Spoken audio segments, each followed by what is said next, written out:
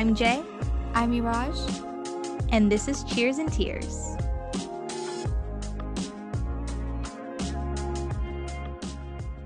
So Jae, what's your favorite urban legend? Out of all of them, I'm gonna have to say it's Bigfoot. Really? Bigfoot? Yeah, Bigfoot because I believe in Bigfoot. Believers in Bigfoot say he's a massive creature. Half man, half ape. I think that he's just like this dude that was running around in the wild naked for some reason that just had really big feet, maybe like a basketball player or something. And he just happened to be running around a bunch of scientists one day and they were like, we'll call him Bigfoot. Like, I think it was a misunderstanding more than it is a mythical creature, but I do believe that they thought that it was a mythical creature. And so that's why I believe in Bigfoot. You think LeBron James was just running around in the forest one day? He might have been. I mean, I don't know what size shoe the man wears, but if it's like a size 26 or something, that's a big foot. Okay, well, I have more information about Bigfoot that's coming up later. Ooh. But I really like the tale of Bloody Mary. Ooh. It was so much fun with me and my friends would go into the bathroom, say the Bloody Mary chant 3 times. And then someone would always hide in like one of the stalls and like scare them. It wasn't just me, it was a bunch of people. Oh, okay. Well, as long as it was a bunch of people, that makes it okay. I wonder how all these urban legends got started. So I actually know how to answer that. Urban legends started off with tales that represent society. Most importantly, we can find out what society fears. Okay, elaborate. So like around 9/11, conspiracy theories against the government became really popular because at that time, and even now, it's easy for a society to believe that we shouldn't trust our government. Well, it's a long-standing tradition in the United States that dates back prior to the revolution to be distrustful of power. Usually it comes from a lack of information, and then society tends to fill up their gap. And back to your Bigfoot story, that's one big example of this. Anthropologists suggest that the story of Bigfoot derived from early sightings of Neanderthals that existed at the same time as Homo sapiens. They walked on 2 legs. They were more ape-like and hairy. Okay, so Bigfoot, like I said before, like it was kind of like almost like a misunderstanding. Like it wasn't exactly what they thought, but they were onto something. Right. Most urban legends are actually based off of reality, and they're usually used to spread good morals. Basing it off of reality makes this more memorable, just like when you're thinking of Little Red Riding Hood, all of the events are not extraordinary, right? Like she's just a girl, she's delivering cookies to her grandma. Those are all normal day things and can be taken place in real life. But then there's one extraordinary element of the wolf. Oh, yeah, huh? I was about to say, Yeah. well, where's the extraordinary element? Yeah, it's the wolf. I forgot. Wolves Yeah, don't and eat grandmothers. no, they I don't hope eat they that. don't. They They definitely could. don't stalk a human and pretend to be their grandmother. Oh, yeah. Oh, duh. I forgot that yeah, that's the part that, not the eating the grandmother, it's pretending to be the grandmother. That is the unrealistic part. Right. Yeah, Okay. normally they won't change into the grandma's clothing and That's lie my in their bad. bed. I just think it's interesting how like urban legends have like shifted like over time, because it's not like, there's like a new set of urban legends that like continuously come out. We got the Mhm. Loch Ness Monster, we got Bigfoot, we got David Copperfield. That was a chain letter email that my grandma got. Wait, what's the David Copperfield one? I don't know that one. If you didn't forward the email, there's a magician named David Copperfield. And if you didn't Okay. forward his email to 10 people in your contacts list, this was like back in like 2008, then he would murder you in your sleep. And my grandma actually blocked one of her friends and never spoke to her again for sending her that email. She was like, oh no. And now she won't see like magicians. She won't, like, she doesn't mess with any of that stuff. She's like, David Copperfield's coming to get me. And I'm like, no, he's not. That was a chain letter. Like, David Copperfield is not worried about you. Imagine David Copperfield is in his like mansion and just like, one day I will get Jaelin's grandmother. She did not forward my email. Oh my gosh. Yeah, that's probably what he's doing right now. He's just waiting for the Of right course. moment. I hope he's not. Well, speaking of urban legends and where they come from and how they've evolved, what is your favorite modern day urban legend? Oh, you know what? I like the Russian sleep experiment. I don't even know what that is. No, that was really big on Reddit. The Russian sleep experiment talked about an experiment that was taken place in Russia, and it's not a true story, but basically they kept inmates awake for days and days and days at a time and recorded their process and how they lost their minds eventually and kept a log of it. It was completely fake, but again, it is something that people are willing to believe just because we don't know too much about Russia. When we think about Russia, we don't get like the best images just because of all the politics. So it seems something totally possible, and that's what makes it even creepier. Well, dang, okay. What's your favorite modern urban legend? The only one that I actually know, like modern day, is Slender Man. Yeah, I wouldn't say that's my favorite either. I used to be so afraid of that game. Like, mm-mm. So that's a good example of how urban legends have evolved and become more digital, starting with chain emails, the ones that you forward to 10 people or else you'll die. Mostly they're poorly written and they have a creepy image attached, which in some cases, like in Slenderman's case, really helped elevate the story. This led to forums such as Creepypasta on Reddit and 4chan. Creepypasta is a form of digital urban legends that started off with these chain emails that you would copy and paste. That's where the name creepypasta comes from. Oh wow, copy This- and paste. Oh, okay, yeah, I can see yeah. that. That's pretty cool. It helped spread legends like Slenderman and Jeff the Killer. Those were one of the biggest ones on creepypasta. It made it into mainstream media, just like how there's a Slenderman video game. It even made it into the news. Peyton was stabbed 19 times and left for dead by her own friends, who later blamed the fictional character Slenderman. Well, hopefully they got the help that they needed. Yeah, I believe they're going away for a while. These stories have a large impact on society. From hearing these stories, you can tell what people fear on the internet. When I was reading through a lot of these creepypastas, I saw a tremendous amount of stories about kids being bullied and taking revenge. That was like the main purpose of Jeff the Killer that got very popular. Mm-hmm. And it's a very sad, dark place. You see like the minds into mostly teenagers, some young adults, and what they write about and what they find is creepy. That's sad. Yeah, so let's get into one. So I have a creepypasta here. This one's called Distorted Warning Signals. I found it on creepypasta.com. And the author is Ashley Rose Wellman. By the way, I had to read through so many creepypastas to find a good one. Well, then let's hear it. This one better be good. I have high expectations for you. Oh, lower them. It's too high. When I got the first one, I was literally seconds away from stepping onto the plane when a call from unknown blared from my cell phone. It was a ringtone I hadn't heard before. One I was pretty sure hadn't come with the phone. Normally, I wouldn't have stopped to answer it, but I was expecting a call about a job I had interviewed for the previous week. I took a deep breath and accepted the call. Hello? Do not get on the plane. A woman's voice garbled and strange, as if her vocal cords had been shredded, and she was trying desperately to choke out speech. Despite the unnerving, fractured quality of her voice, her tone was insistent and eerily calm. Then the call ended. I froze. I had always had a slight phobia of air travel, and something about this call there's no way I was about to get on a 7-hour flight now. I turned around and headed toward the food court. I'd just get on another flight later in the afternoon, I figured. I watched from the airport Starbucks 3 hours later as every TV in the terminal lit up with the crash footage of the plane I should have been on. No survivors.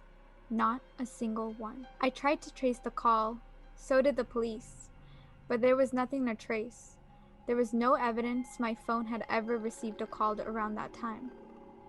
They analyzed phone records, incoming and outgoing calls, communication to my phone, nothing. I wasn't making it up.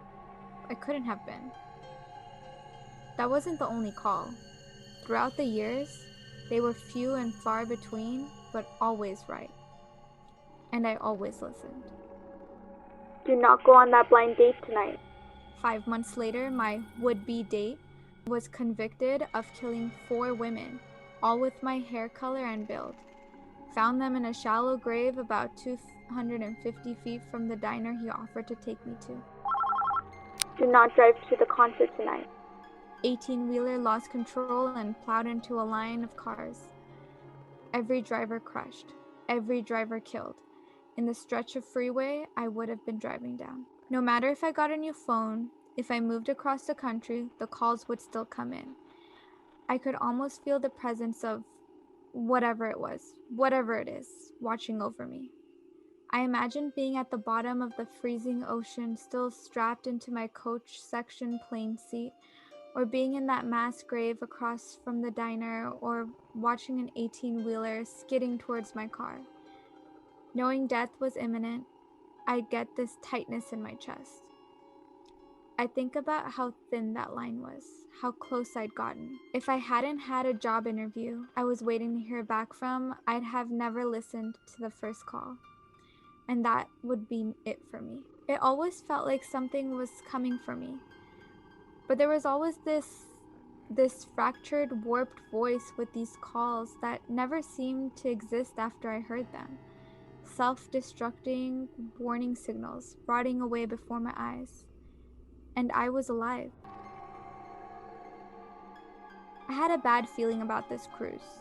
I had planned it as a girls' week out with some of my old friends from college and was looking forward to a week in the tropics in the dead of winter. But part of me could almost sense that the call was coming. Maybe I'd watched the Titanic one too many times, but there was a little nagging fear from the start. I hoped it would be fine, but I knew that if something was going to happen, I'd get the call. I'd know. Now, a week before I am set to go on the cruise, after stepping into my apartment, after returning from dinner with a friend, I noticed my cell has a message from unknown. They've never had to leave a message before. Haven't checked it all night. Damn it. I had really wanted to go to that cruise too. Well. Not worth whatever horrific fate awaited me in that cold, dark ocean. I click play message and feel my stomach drop as I listen to the voice, sounding horrifically distorted, as if it emanates from a throat slashed to ribbons, crackling with more urgency than ever before. I looked around my apartment as the voice on the phone repeats the same phrase over and over again. Do not come home after dinner tonight. Do not come home after dinner tonight. Do not come home after dinner tonight.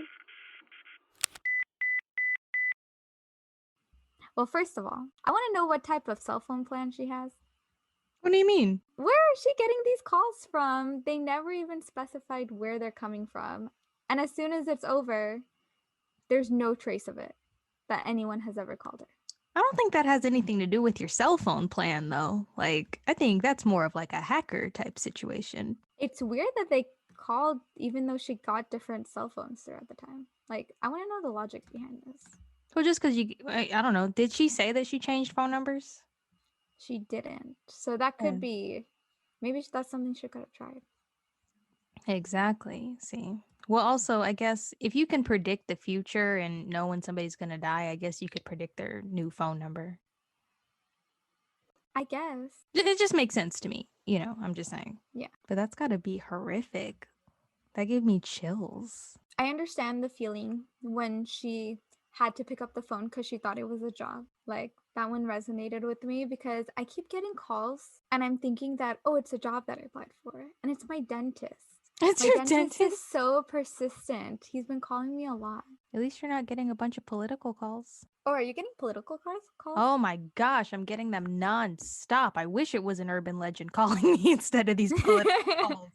Yeah, what was your takeaway from the creepypasta? Always answer unknown calls because they may be trying to save your life. Now I'm really gonna start answering unknown calls because I don't typically do that. If I don't know whose number it is, I don't answer. That's the same with me. No, I would have died on that airplane. Urban legends are really great at bringing people together, Bringing and people together. we all share this type of fear, right? And urban legends just kind of express that. That's the same with movies, like Halloween movies. Mm, oh well, what's another feel good movie that brings us together like Hocus Pocus? I want to give you the actual synopsis of it. So, after moving to Salem, Massachusetts, teenager Max Dennison explores an abandoned house with his sister Danny and their new friend Allison. After dismissing a story Allison tells as superstitious, Max accidentally frees a coven of evil witches who used to live in the house. Now, with the help of a magical cat, the kids, not the cats, must steal the witch's book of spells to stop them from becoming immortal. So, if you haven't seen it, that's what it's about. And there's a lot of things in Hocus Pocus that don't exactly make the most of sense. Have you ever noticed that, Eraj? Not as a kid, but I watch that movie every single year. It's one of my favorite Halloween movies. And as I'm getting older, there are a lot of things that I kind of looked over as a kid. Well, the biggest thing that I noticed with this movie happened in the first 5 minutes. And so this magical cat that they speak of, his name is Binks, right? Mhm, And Binks is turned into isn't this cat that can talk. mhm. He can talk, but he never tells any of his family members that he's been turned into a cat. He does interact with his family members. He brushes up against his father's leg as his father is asking the witches, "What have you done to my son?" And he doesn't say a word. Away! Away, beast! And I'm like, Wait, you're yeah, huh? right. Oh Mm-hmm. my God, he could have talked the whole time. He could talk the entire time. And there was another time that he should have talked, which was when the kid Max, the virgin, needed to light the candle for the witches to come back. The cat saw him and said nothing. That would be the perfect time to speak up. Maybe the cat secretly wanted him to light the candle. That is true because he did say he was plotting his vengeance. There you go. He wanted the witches to come back. Yeah, and he just pretended that he didn't, being like, "You idiot." And it was like, well, why didn't you stop him? Because I don't know about you, but if I saw a talking cat, I'd be done. I'd leave. I'd be done. I'd be like, goodbye, this is enough for me. There's a lot of problems in that movie. Like, and I think this is the biggest one that I have the problem with. And it's the smallest little thing, but it bothered me to like no end. What is that? So in the movie, they turn the Sanderson sisters, the Sanderson sisters are the witches, they Mhm, turn their house into a museum. And the museum was closed for like a really long time. Like it was an abandoned museum. mhm. They walk in to the museum, the three kids, and the girl goes, "I wonder where the light is." And I'm like, this place is abandoned. Do you think it has electricity? But then she turns on the light and it still works. And I'm like, that's not how the DWP operates. That's very true. I didn't even think about that. That is a very Mhm. small detail, though. Like, who's coming in and replacing the light bulb? Well, who has the electricity turned on? Yeah. Where's I the power supply? I don't know. And then the water sprinklers worked too, because remember, he sets the sprinklers on fire to get the witches wet, and they think that the water is killing them, but it's Right. not. And I'm like, wouldn't you know that water doesn't make you melt? Like, wouldn't you just know that? Did you think it was holy water? Why were you acting all exaggerated, like I'm melting, and then being like, oh, it's just water? It is but water! I don't even know. I don't know why they were afraid of the water. I don't know why this cat didn't speak up when they lit the candles. And one thing, this sat on, please give me the answer to this. If you give me the I answer will to this, try. I will deem you the smartest person alive. I will Okay. try. Okay. So the Sanderson sisters, they talk about Lucifer and how Lucifer gave them the spell book, right? Mm-hmm. But then they go to this random guy's house in the mortal world who's just dressed up like Lucifer. And they're like, oh, yes, master. Master, would thou dance with me? I'm like, this man is clearly in a costume. And you've met Lucifer before. Wouldn't you know that that's not him? It's probably been a while. So They're you're probably saying just Lucifer aged? Possibly. That's not a definite answer. You cannot have the title. Well, I can't give you a definite answer without talking to whoever made this movie. I'm going to email Kenny Ortega and I'm going to ask him questions about all his movies. You should. That would be actually really great for this segment. Ooh, okay. Email Kenny Ortega. Put it on the to-do list. And I Right also next- want to ask right after David Copperfield. him. I will send him the David Copperfield email. We'll see how he likes that. One thing that I need to ask Kenny Ortega, because again, these questions kept me up all night. I did not go to bed until 2 a.m. because I was sitting up thinking about the movie. Mhm. So you know the scene where they're dancing, right? And they're like, I put a spell on you. I put a spell on you. And now you're mine. Are you going to ask how they knew the words? No, Oh. because that I was saw one them line. mimicking the words when the actual people were singing. So I knew that that's how they had picked up the words. Right, but they said different words. I didn't even notice that. Okay, But continue. no, when they were singing I Put a Spell on You, they put the spell on the entire adult audience. Mm-hmm. And so they would dance until they died. I mean, they were gone for a really long time. Did they not notice that they couldn't stop dancing? That's true. None of them seemed panicked. None of once them. It was morning. They were just like nothing had ever happened. And I'm like, what? And then nobody's like dancing and being like, hey, we got to check on the kids. Like, Yes, that was my concern. Was every single adult in this entire city at this party? All of the children had spells on them, started walking out of their houses in the middle of the night, and no one was stopping these kids. Not even a babysitter. Like, who was home taking care of these kids? no one. And then another thing that got me was that these kids, when they're being lured to the house when the sister is singing to bring them, so they can suck their souls out, all of those kids are in their Halloween costumes still. They mention the time. It's like 3 a.m. Half of them are like in their pajamas, but they still have like their Halloween wigs on and their Halloween makeup. Like, was the costume and makeup department like really low budget? Like they didn't have time to take off their makeup and their other costumes, so they're like, okay, we know it's 3 a.m. and these kids are coming from their bedrooms, but we're gonna have you still be in your costume. Or maybe kids just sleep in their costumes on Halloween. I don't know. Is that a thing? I never did that, but I feel like that's the thing that happens. Must be really popular in the town of Salem. I guess so. Yeah, they seem But really into Halloween, so maybe. I feel like it definitely is a budgeting thing where they're like, we can't get all these kids pajamas. Just have them sleep in their costumes. But they were wearing makeup too. Yeah, like some of them had like their clown makeup on and their wigs on, and That's just like, unhygienic. they had half costume, half pajamas on. I was like, this doesn't make any sense. Maybe they really needed to film this scene and half the kids were ready and half the kids weren't, and they were just like, just go, just go, just go. And then there's this weird obsession that the witches have with just the 3 kids from the beginning. Mm-hmm. And I know that that's part of the story because those are the main characters, but they Right. had so many children available to them. Like, they had dozens and dozens of children walking to their houses that they could have stole their soul, but they ignored all of those children just to go after the one little girl because she called the main sister ugly. Right, and that's a new level of petty that I aspire to be.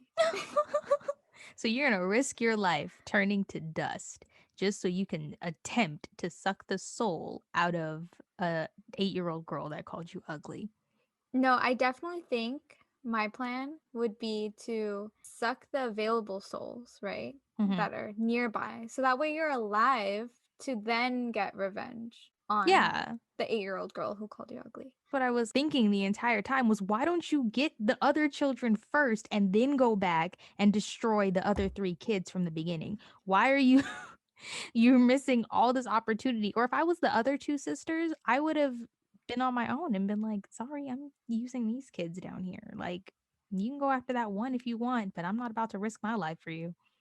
You know, I just realized What? that the Sanderson sisters are kind of like the Powerpuff Girls. There's a leader, and then she has red hair, and then there's a dumb blonde, and Oh, and then there's like kind of like a more tomboyish character, which I would say would be the third one. I don't like this. Oh, that's creepy. There's a girl named Allison in Hocus Pocus, Mm-hmm. and she's like the love interest of the main guy, Max, the older brother of the little girl, Danny. And they, I guess the Sanderson sisters, the spell that brought them back to life after they lit the candle wore off on, I guess, the next day. So on November 1st, it was no longer effective. Mm-hmm. And so they try to fool the witches into thinking that it's daylight outside. Right. And so what I didn't understand was Max was making this whole speech. He was like, in the name of all that is good and right, and we will destroy you witches, and all of that. And then the girl turns on the car lights to make them think that the sun has risen. And so my problem with that is he was making this long speech. How did she know when to turn the car light on? Because it was perfectly timed. And there's one thing that I know that you don't. No. And what is that, dude? Daylight savings time. Daylight savings time. That was perfect timing. I was wondering, where did she get those filters to put onto her headlights? Because she needed to give her headlights like an orangey glow to make it feel like the sun was rising. She had these red filters put onto her headlights. You don't just have those lying around in your trunk? No, it was like a transparent, kind of like those binder covers. Yeah, you don't just have them lying in your trunk? No, why would I ever need that?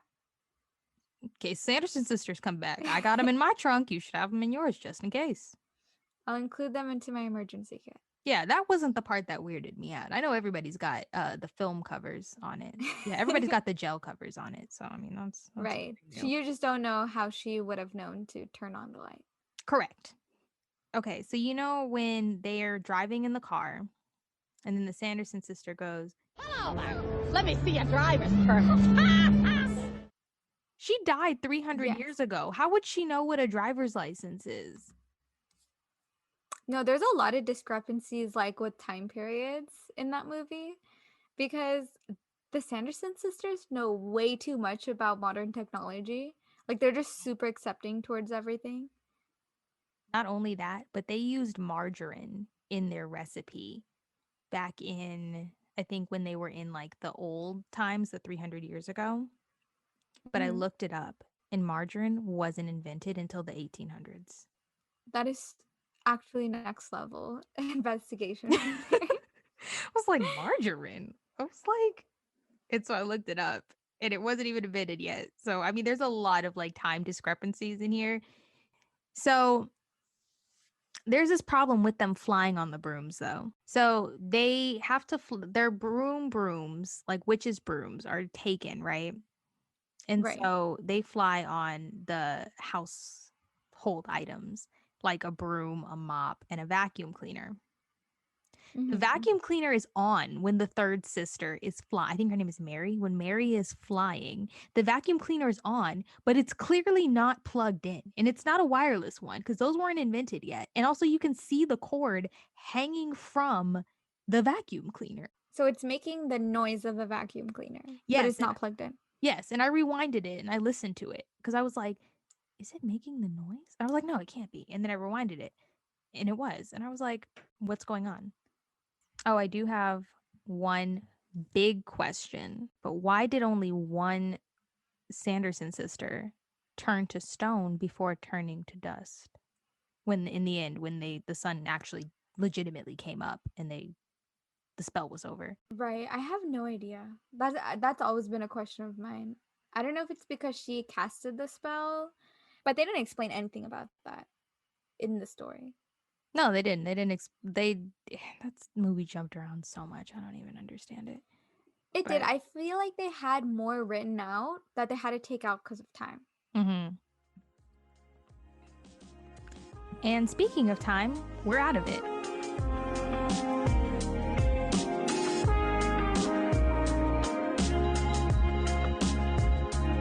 Thanks for listening to this episode of Cheers and Tears.